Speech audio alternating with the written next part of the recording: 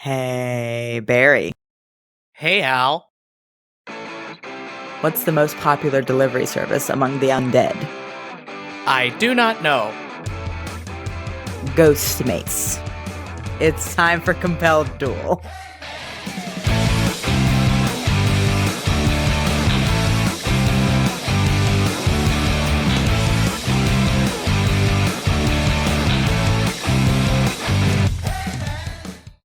Hello, everybody, and welcome back to Compelled Duel. I'm Al. And I'm Barry.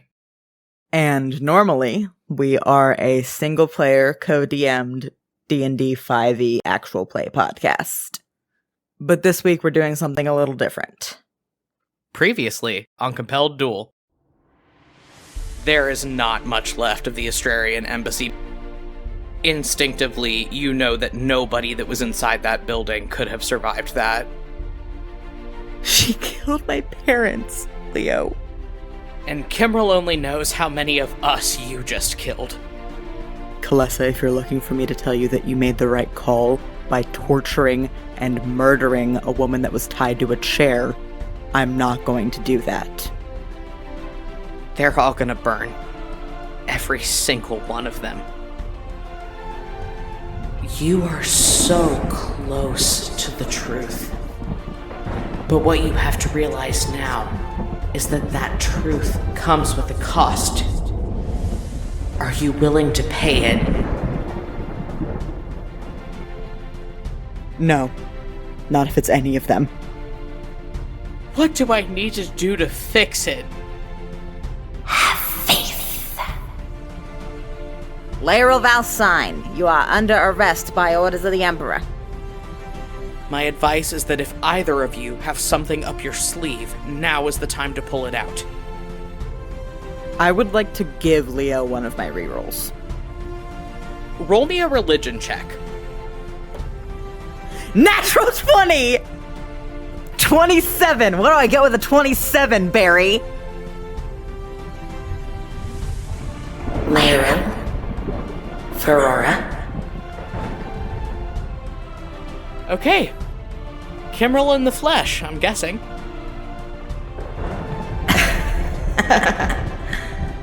Sort of. Not really. It's a long story. And your vision goes blinding white.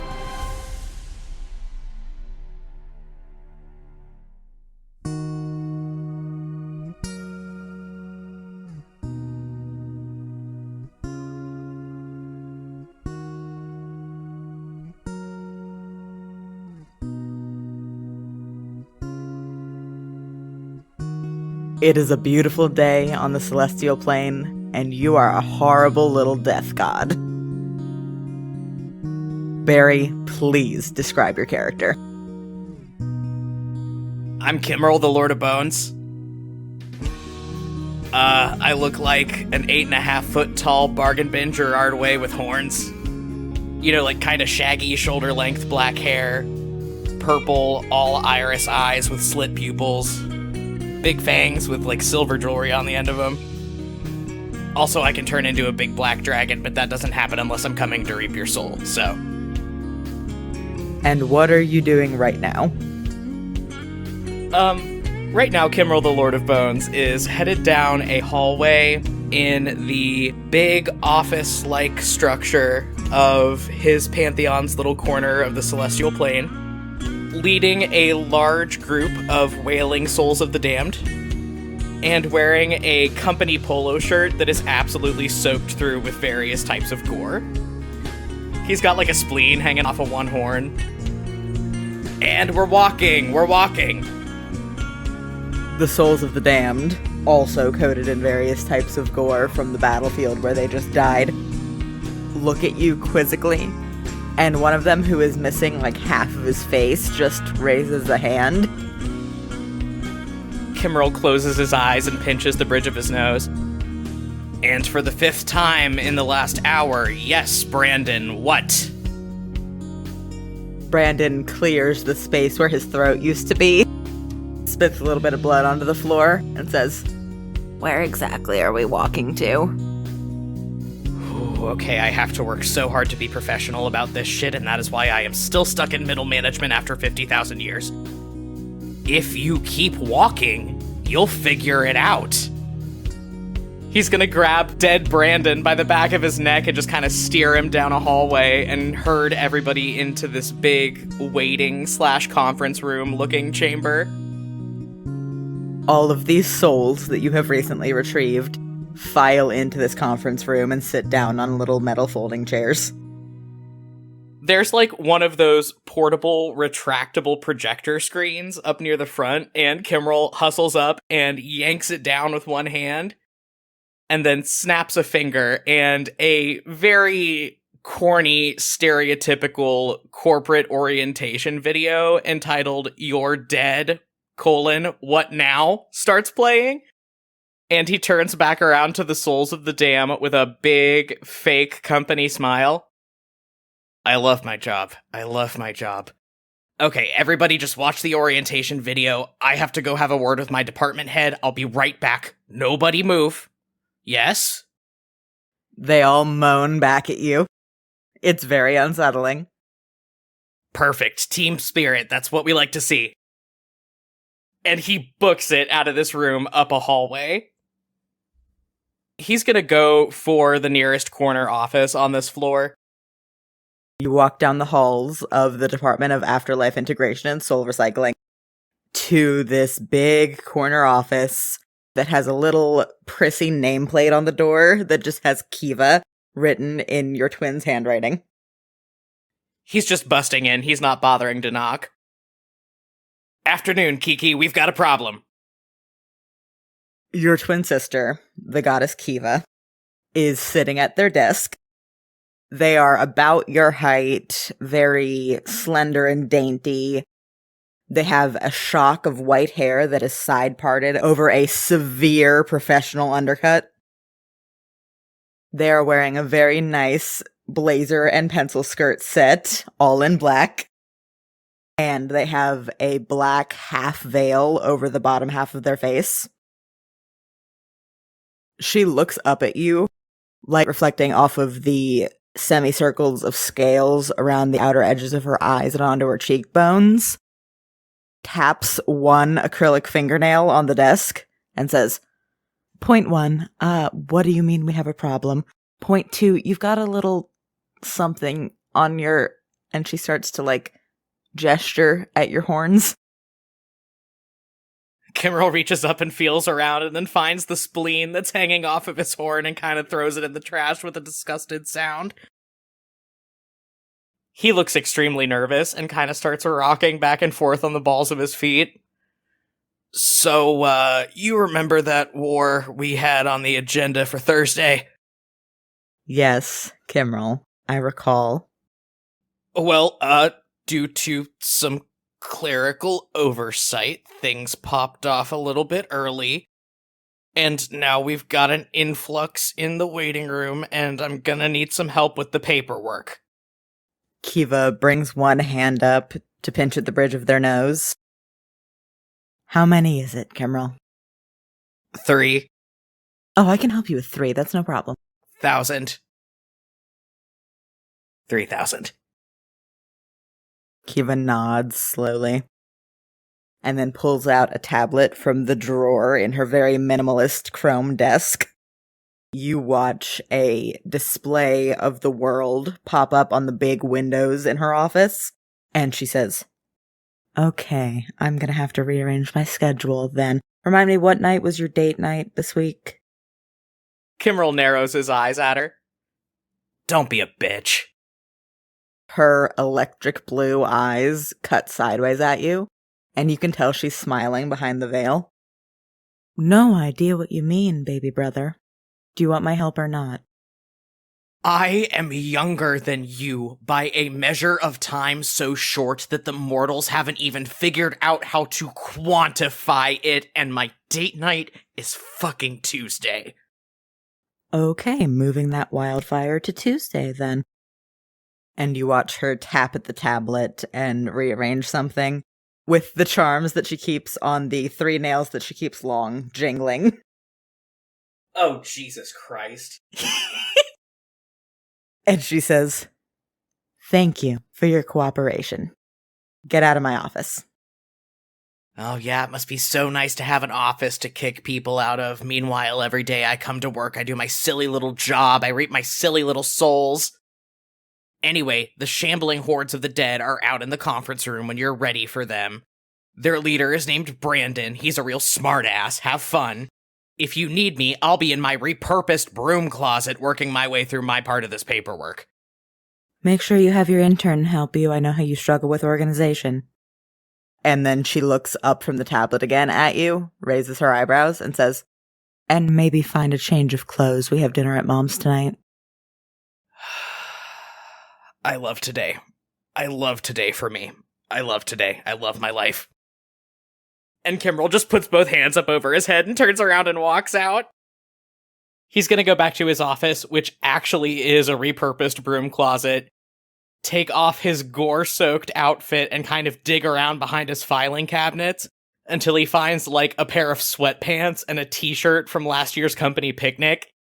Change into that, put the dirty clothes in a little plastic bag, and then head off towards the kind of bullpen area of the Department of Afterlife Integration and Soul Recycling. It's just this big open space with a maze full of cubicles in it.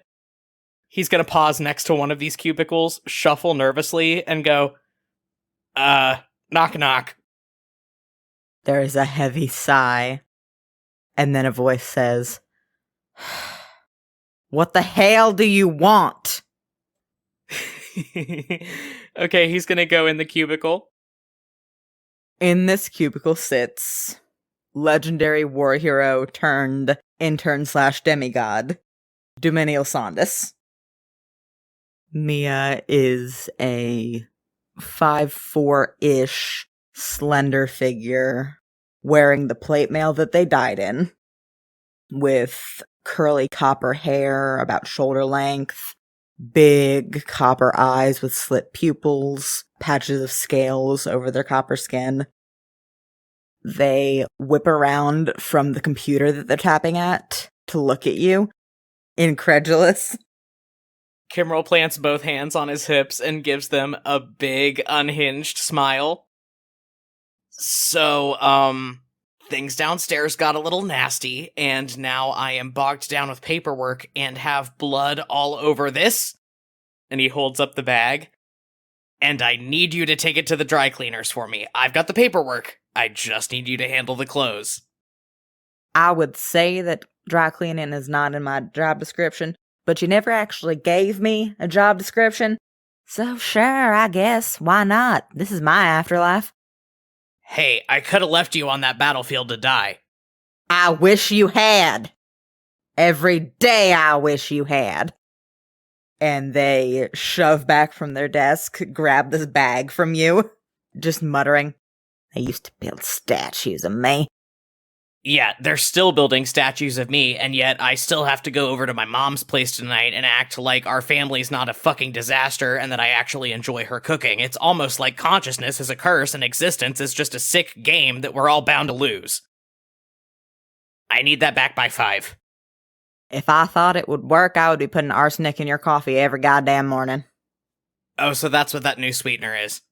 If you need me, I'll be downstairs in accounting, throwing myself on the mercy of the department head and hoping I can get this paperwork to pan out. They storm off, grumbling. Okay, so in his sweatpants and all, Kimryl's gonna head down to the elevator and go down to accounting. You head down to the accounting department of this building. It is a sea of beige, mostly staffed by people whose afterlives are either full of punishment or who were real big fucking nerds when they were alive. You go to the main office. The nameplate says Ivarin, God of Secrets and Knowledge. It's been personalized with like one of those nerd rune stickers. You know the ones? You know, not because you can read this script, but because he has told you that it is his name in a video game script. Kimryl looks down at the sticker and smirks kind of fondly, and then walks inside without knocking. Ivarin, the god of secrets and knowledge, is sitting at his desk. He's playing with an abacus that you got him for a holiday several hundred years ago. Much like the floor that he is in command of, he is very beige. Unremarkable dude. He's wearing a polo shirt with a pocket protector. He's got big horn-rimmed glasses with the bridge taped because he has broken them at least 4 times. Brassy, wavy hair, big brass eyes, all iris, slit pupils. He looks up as you come in, smiles, and says, hey babe, what's going on? And then he squints and tilts his head to the side. Why are you wearing sweatpants at work? See, that's actually tangentially connected to the whole reason that I came down here, which is because... And Kimryl slams a big pile of file folders on top of his desk. I fucked up and I need your help. He kind of leans back in his chair and lifts his glasses to pinch the bridge of his nose. Baby, I'm already swamped with the library thing. I lost about 10,000 years of collected knowledge that I have to gather up again now. And several priceless artifacts. Tell Kiva I said thanks, by the way. I really don't have time to... Darling, sweetie, love of my life, apple of my eye. Here's the thing.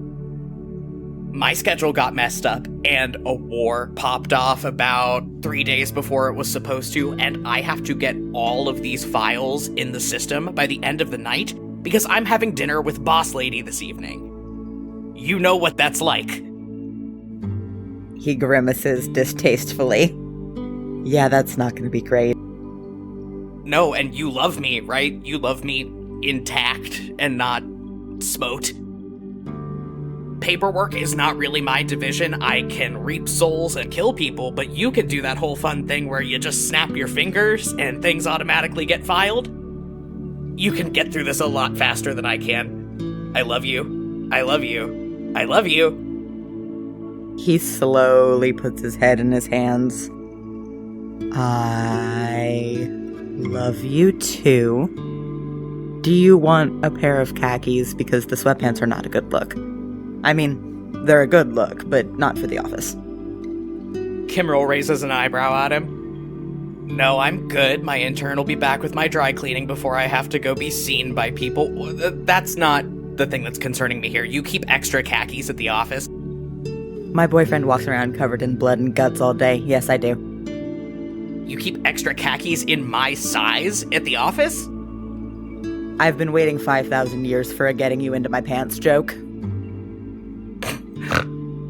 You make those numbers sing for me, and you won't have to worry about it being a joke, alright? I've gotta go handle the rest of this shit show. And he's gonna lean over the desk, give him a little kiss, and then turn around and leave.